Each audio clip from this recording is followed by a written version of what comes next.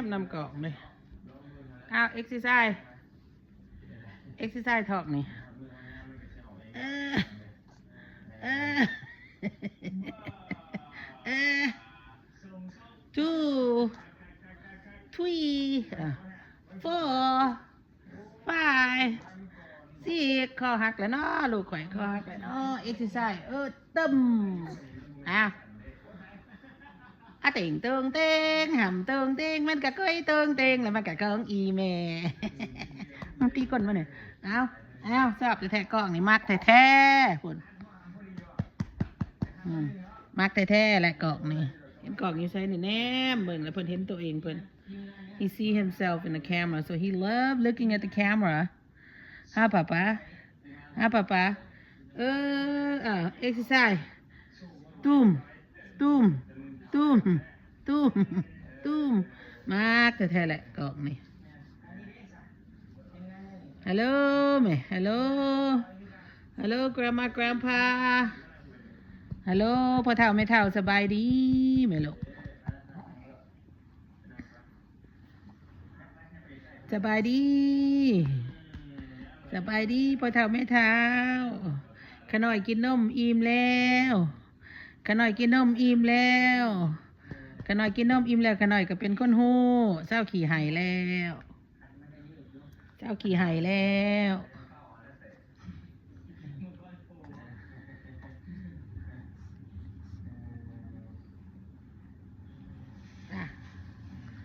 ตุ๊บ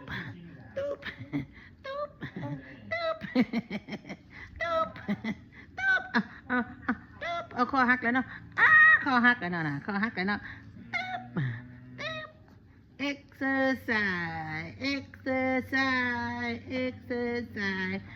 exerciseนะออกกำลังกายเนาะลูกเนาะออกกำลังกายเนาะจะว่าไม่เท่าคือบอกออกกำลังกายปล่อยให้แต่ข่อยเฮ็ดผู้เดียวเลยไหมลูก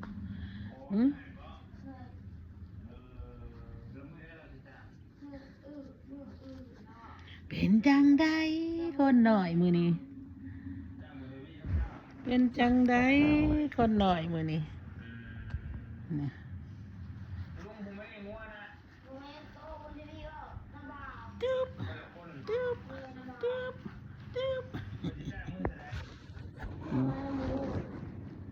แม่กำลังกรอกได้เพิ่นสิแก้ออกเสือหั่นน่ะสิแก้ออกสมอเสือหั่นน่ะแก้ออกสมอเสือนะฮะ